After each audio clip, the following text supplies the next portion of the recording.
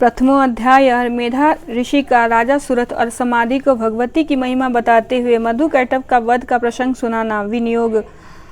प्रथम चरित्र के ब्रह्मा ऋषि, महाकाली देवता, गायत्री छंद, नंदा शक्ति, रक्त दंडिका बीज, अग्नि तत्व और ऋग्वेद स्वरूप है। श्री महाकाली देवता की प्रसन्नता के लिए प्रथम चरित्र के जप में विनियोग किया जाता है। भगवान विष्णु के सो जाने पर मधु और कैटभ को मारने के लिए कमल जन्मा। ब्रह्मा जी ने जिनका स्तवन किया था, उन महाकाली देवी का मैं सेवन करता हूँ। वे अपने 10 हाथों में खड्ग, चक्र, गदा, बाण, धनुष, परी, शूल, भुशुंडी, मस्तक और शंख धारण करती हैं। उनके 3 नेत्र हैं।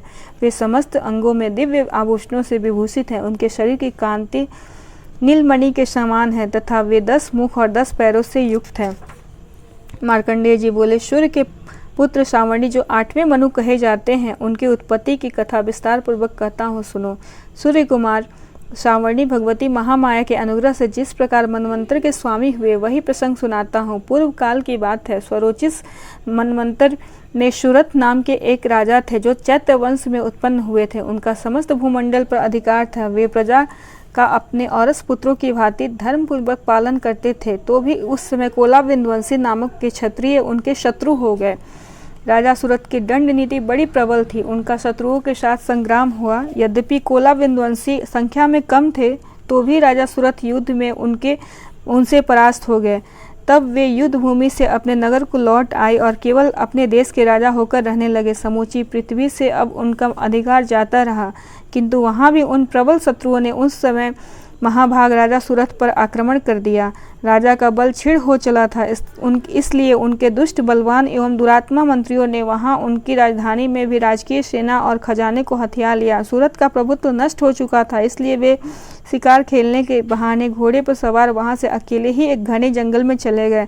वहां उन्होंने विप्रवर मेधा मुनि का आश्रम देखा, जहाँ कितने ही हिंसक जीव अपनी स्वाभाविक हिंसावृत्ति छोड़कर परम शांत भाव से रहते थे। मुनि के बहुत से शिष्य उस वन की शोभा बढ़ा रहे थे। वहां जाने पर मुनि ने उनका सत्कार किया और वे उन मुनि श्रेष्ठ के आश्रम पर इधर उधर विचरते हुए कुछ काल तक रहे। फिर ममता से आकृष्टचित होकर वहां इस प्रकार चिंता करने लगे, पूर्व काल में मेरे पूर्वजों ने जिसका पालन किया था, वही नगर आज मुझसे रहित है। पता नहीं मेरे दुराचारी भृत्यगण उसकी धर्मपूर्वक रक्षा करते हैं या नहीं। जो सदा मद की वर्षा करने वाला और शूरवीर था, वह मेरा प्रधान हाथी अब शत्रुओं के अधीन होकर न जाने किन भोगों को भोगता होगा। जो लोग मेरी कृपा, धन और भोजन पाने से सदा मेरे पीछे पीछे चलते थे, वे निश्चय ही अब दूसरे राजाओं का अनुसरण करते होंगे। उन अपव्ययी लोगों के द्वारा सदा खर्च होते रहने के कारण अत्यंत कष्ट से जमा किया हुआ मेरा वह खजाना खाली हो जाएगा। ये तथा और भी कई बातें राजा सुरथ निरंतर सोचते रहते थे। एक दिन उन्होंने वहां विप्रवर मेधा के आश्रम के निकट एक वैश्य को देखा और उससे पूछा, भाई तुम कौन हो? यहाँ तुम्हारे आने का क्या कारण है? तुम क्यों शोकग्रस्त और अनमने से दिखाई देते हो? राजा सुरथ का यह प्रेम पूर्वक कहा हुआ वचन सुनकर वैश्य ने विनीत भाव से उन्हें प्रणाम करके कहा। वैश्य बोला, राजन, मैं धनियों के कुल में उत्पन्न एक वैश्य हूँ तथा मेरा नाम समाधि है। मेरे दुष्ट स्त्री पुत्रों ने अपने धन के लोभ से मुझे घर से बाहर निकाल दिया है। मैं इस समय धन, स्त्री और पुत्र से वंचित हूँ। मेरे विश्वसनीय बंधुओं ने मेरा ही धन लेकर मुझे दूर कर दिया, इसलिए दुखी होकर मैं वन में चला आया हूँ। यहाँ रहकर मैं इस बात को नहीं जानता कि मेरे पुत्रों की, स्त्री की और स्वजनों की कुशल है या नहीं। इस समय घर में वे कुशल से रहते हैं अथवा कोई और कष्ट है। वे मेरे पुत्र कैसे हैं? क्या वे सदाचारी हैं अथवा दुराचारी हो गए हैं?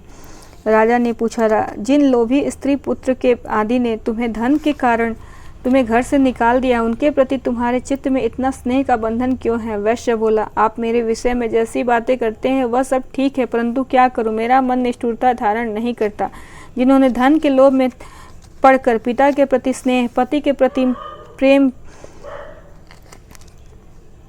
तथा आत्मीय जन के प्रति अनुराग को तिलांजलि दे मुझे घर से निकाल दिया है, उन्हीं के प्रति मेरे हृदय में इतना स्नेह है। महामति, गुणहीन बंधुओं के प्रति भी जो मेरा चित्त इस प्रकार प्रेम मग्न हो रहा है, यह क्या है? इस बात को मैं जानकर भी नहीं जान पाता। उनके लिए मैं लंबी सांसें ले रहा हूँ और मेरा हृदय अत्यंत दुखित हो रहा है। उन लोगों में मेरे प्रेम का सर्वदा अभाव है, तो भी उनके प्रति जो मेरा मन निष्ठुर नहीं हो पाता, इसके लिए क्या करूँ? मार्कंडेय जी कहते हैं, ब्राह्मण तदंतर राजाओं में श्रेष्ठ सूरत और वह समाधि नामक वैश्य दोनों साथ मेधा मुनि की सेवा में उपस्थित हुए तथा उनके साथ यथा योग्य न्यायानुकूल विनय पूर्वक पूर्ण बर्ताव करके बैठे। तत्पश्चात वैश्य और राजा ने कुछ वार्तालाप आरंभ किया। राजा ने कहा, भगवान, मैं आपसे एक बात पूछना चाहता हूँ, उसे बताइए। मेरा चित्त अपने अधीन न होने के कारण वह बात मेरे मन को बहुत दुख देती है। जो राज्य मेरे हाथ से चला गया है, उसमें और उसके संपूर्ण अंगों में मेरी ममता बनी हुई है। मुनि श्रेष्ठ, यह जानते हुए भी कि अब वह मेरा नहीं है, अज्ञानी की भांति मुझे उसके लिए दुख होता है। यह क्या है? इधर यह वैश्य भी घर से अपमानित होकर आया है, इसके पुत्र स्त्री और वित्तियों ने इसे छोड़ दिया है, स्वजनों ने भी इसका परित्याग कर दिया है, तो भी यह उनके प्रति अत्यंत हार्दिक स्नेह रखता है। इस प्रकार यह तथा मैं दोनों ही बहुत दुखी हैं। इसमें जिसमें प्रत्यक्ष दोष देखा गया है, उस विषय के लिए हमारे मन में ममता जनित आकर्षण पैदा हो रहा है। महाभाग, हम दोनों समझदार हैं, तो भी हम में जो मोह पैदा हुआ है, यह क्या है? विवेक शून्य पुरुष की भांति मुझमें और इसमें भी यह मूर्ता प्रत्यक्ष दिखाई देती है। राजा ऋषि बोले, महाभाग, विषय मार्ग का ज्ञान सब जीवों को है, इसी प्रकार विषय भी सबके लिए अलग अलग है। कुछ प्राणी दिन में नहीं देखते और दूसरे रात में नहीं देखते, तथा कुछ जीव ऐसे हैं जो दिन और रात्रि में भी बराबर ही देखते हैं। ये ठीक है कि मनुष्य समझदार होते हैं, किंतु केवल वे ही ऐसे नहीं होते। पशु पक्षी और मृग आदि सभी प्राणी समझदार होते हैं। मनुष्यों की समझ भी वैसी ही होती है जैसे उन मृग और पक्षियों की होती है, तथा जैसे मनुष्यों की होती है वैसे ही उन मृग पक्षी आदि की होती है। यह तथा अन्य बातें भी प्रायः दोनों में समान ही है। समझ होने पर भी इन पक्षियों को तो देखो, वे स्वयं भूख से पीड़ित होते हुए भी मोहवश बच्चों की चोंच में कितने चाव से अन्न के दाने डाल रहे हैं। नरश्रेष्ठ, क्या तुम नहीं देखते कि ये मनुष्य समझदार होते हुए भी लोभवश अपने किए हुए उपकार का बदला पाने के लिए पुत्रों की अभिलाषा करते हैं? यद्यपि उन सब में समझ की कमी नहीं है, तथापि वे संसार की स्थिति, जन्म मरण की परंपरा बनाए रखने वाली भगवती महामाया के प्रभाव द्वारा ममतामय भंवर से युक्त मोह के गहरे गर्त में गिराए गए हैं। इसलिए इसमें आश्चर्य नहीं करना चाहिए। जगदीश्वर भगवान विष्णु की योग निद्रा रूपा जो भगवती महामाया है, उन्हीं से यह जगत मोहित हो रहा है। वे भगवती महामाया देवी ज्ञानियों के विचित को बलपूर्वक खींचकर मोह में डाल देती हैं। वे ही इस संपूर्ण चराचर जगत की सृष्टि करती हैं, तथा वे ही प्रसन्न होने पर मनुष्यों की मुक्ति के लिए वरदान देती हैं। वे ही पराविद्या, संसार बंधन और मोक्ष के हेतु भूता सनातनी देवी तथा संपूर्ण ईश्वरी की भी अधीश्वरी हैं। राजा ने पूछा, भगवान, जिन्हें आप महामाया कहते हैं, वे देवी कौन है? ब्राह्मण, उनका आविर्भाव कैसे हुआ तथा उनके चरित्र कौन कौन है? ब्रह्मवेताओं में श्रेष्ठ महर्षि उन देवी का जैसा प्रभाव है, जैसा स्वरूप हो और जिस प्रकार प्रादुर्भाव हुआ हो, वह सब मैं आपके मुख से सुनना चाहता हूँ। ऋषि बोले, राजन, वास्तव में तो वे देवी नित्य स्वरूपा ही हैं। संपूर्ण जगत उन्हीं का रूप है तथा उन्होंने समस्त विश्व को व्याप्त कर रखा है, तथापि उनका प्राकट्य अनेक प्रकार से होता है। वह मुझसे सुनो। यद्यपि वे नित्य और अजन्मा हैं, तथापि जब देवताओं का कार्य सिद्ध करने के लिए प्रकट होती हैं, उस समय लोक में उत्पन्न हुई कहलाती हैं। कल्प के अंत में जब संपूर्ण जगत एकावरण में निमग्न हो रहा था और सबके प्रभु भगवान विष्णु शेषनाग की शैया बिछाकर योग निद्रा का आश्रय ले सो रहे थे, उस समय उनके कानों के मैल से दो भयंकर असुर उत्पन्न हुए, जो मधु और कैटभ के नाम से विख्यात हुए। वे दोनों ब्रह्मा जी का वध करने को तैयार हो गए। भगवान विष्णु के नाभि कमल में विराजमान प्रजापति ब्रह्मा जी ने जब उन दोनों भयानक असुरों को अपने पास आया और भगवान को सोया हुआ देखा, तब एकाग्रचित्त होकर उन्होंने भगवान विष्णु को जगाने के लिए उनके नेत्रों में निवास करने वाली योग निद्रा का स्तमन आरंभ किया, जो इस विश्व की अधीश्वरी, जगत को धारण करने वाली, संसार का पालन और संहार करने वाली तथा तेज स्वरूप भगवान विष्णु की अनुपम शक्ति है। उन्हीं भगवती निद्रा देवी की भगवान ब्रह्मा स्तुति करने लगे। ब्रह्मा जी ने कहा, देवी, तुम ही स्वाहा, तुम ही श्रद्धा और तुम ही वष्टकार हो। स्वर भी तुम्हारे ही स्वरूप है। तुम ही जीवन दायिनी सुधा हो। नित्य अक्षर प्रवण में आकार, उकार, मकार, इन तीन मात्राओं के रूप में तुम ही स्थित हो, तथा इन तीन मात्राओं के अतिरिक्त जो बिंदु रूपा नित्य अर्ध मात्रा है, जिसका विशेष रूप से उच्चारण नहीं किया जा सकता, वह भी तुम ही हो। देवी तुम ही संध्या, सावित्री तथा परम जननी हो। देवी तुम ही इस विश्व ब्रह्मांड को धारण करती हो। तुमसे ही इस जगत की सृष्टि होती है, तुम ही से इसका पालन होता है और सदा तुम ही कल्प के अंत में सबको अपना ग्रास बना लेती हो। जगन्मयी देवी, इस जगत की उत्पत्ति के समय तुम सृष्टि रूपा हो, पालन काल में स्थिति रूपा हो तथा कल्पांत के समय संहार रूप धारण करने वाली हो। तुम ही महाविद्या, महामाया, महामेधा, महास्मृति, महामोह रूपा महादेवी और महाश्री हो। तुम ही तीनों गुणों को उत्पन्न करने वाली सबकी प्रकृति हो। भयंकर काल रात्रि, महारात्रि और मोह रात्रि भी तुम ही हो। तुम ही श्री, तुम ही ईश्वरी, तुम ही ह्रीम और तुम ही बोध स्वरूपा बुद्धि हो। लज्जा, पुष्टि, तुष्टि, शांति और क्षमा भी तुम ही हो। तुम खड्ग धारणी, शूल धारणी, घोर रूपा तथा गदा, चक्र, शंख और धनुष धारण करने वाली हो। वाण, भुषुंडी और परिग ये भी तुम्हारे अस्त्र हैं।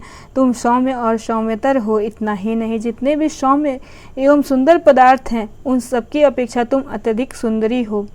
पर और अपर, सबसे परे रहने वाली परमेश्वरी तुम ही हो। सर्वस्वरूपे देवी, कहीं भी सत असत रूप जो कुछ वस्तुएं हैं और उन सब की जो शक्ति है वह तुम ही हो। ऐसी अवस्था में तुम्हारी स्तुति क्या हो सकती है। जो इस जगत की सृष्टि, पालन और संहार करते हैं, उन भगवान को भी जब तुमने निद्रा के अधीन कर दिया है, तब तुम्हारी स्तुति करने में यहाँ कौन समर्थ हो सकता है। मुझको, भगवान शंकर को तथा भगवान विष्णु को भी तुमने ही शरीर धारण कराया है, अतः तुम्हारी स्तुति करने की शक्ति किसमें है। देवी, तुम तो अपने इन उदार प्रभाव से ही प्रशंसित हो। ये जो दोनों दुर्धर्ष असुर मधु और कैटभ हैं, इनको मोह में डाल दो और जगदीश्वर भगवान विष्णु को शीघ्र ही जगा दो। साथ ही इनके भीतर इन दोनों महान असुरों को मार डालने की बुद्धि उत्पन्न कर दो। ऋषि कहते हैं, राजन, जब ब्रह्मा जी ने वहां मधु और कैटभ को मारने के उद्देश्य से भगवान विष्णु को जगाने के लिए तमोगुण की अधिष्ठात्री देवी योग निद्रा की इस प्रकार स्तुति की, तब वे भगवान के नेत्र, मुख, नासिका, बाहु, हृदय और वक्ष स्थल से निकलकर अव्यक्त जन्मा ब्रह्मा जी की दृष्टि के समक्ष खड़ी हो गई। योग निद्रा से मुक्त होने पर जगत के स्वामी भगवान जनार्दन उस समय एकावर्ण जल में शेषनाग के शैया से जाग उठे। फिर उन्होंने उन दोनों असुरों को देखा। वे दुरात्मा मधु और कैटभ अत्यंत बलवान तथा पराक्रमी थे और क्रोध से लाल आंखें किए ब्रह्मा जी को खा जाने के लिए उद्योग कर रहे थे। तब भगवान श्री हरि ने उठकर उन दोनों के साथ 5000 वर्षों तक केवल बाहु युद्ध किया। वे दोनों भी अत्यंत बल के कारण उन्मत्त हो रहे थे। इधर महामाया ने भी उन्हें मुंह में डाल रखा था, इसलिए वे भगवान विष्णु से कहने लगे, हम तुम्हारी वीरता से संतुष्ट हैं, तुम हम लोगों से कोई वर मांगो। श्री भगवान बोले, यदि तुम दोनों मुझ पर प्रसन्न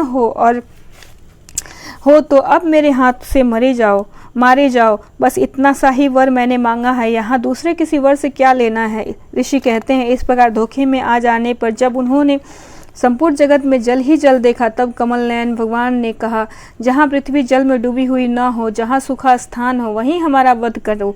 ऋषि कहते हैं, तब तथास्तु कहकर शंख, चक्र और गदा धारण करने वाले भगवान ने उन दोनों के मस्तक अपनी जांघ पर रखकर चक्र से काट डाले। इस प्रकार ये देवी महामाया ब्रह्मा जी की स्तुति करने पर स्वयं प्रकट हुई थी। अब पुनः तुमसे उनके प्रभाव का वर्णन करता हूँ, सुनो। इस प्रकार श्री मार्कंडेय पुराण में श्रावणिक मनवंतर की कथा के अंतर्गत देवी महात्म्य मधु कैटभ वध नामक पहला अध्याय पूरा हुआ। जय मां चंडिके।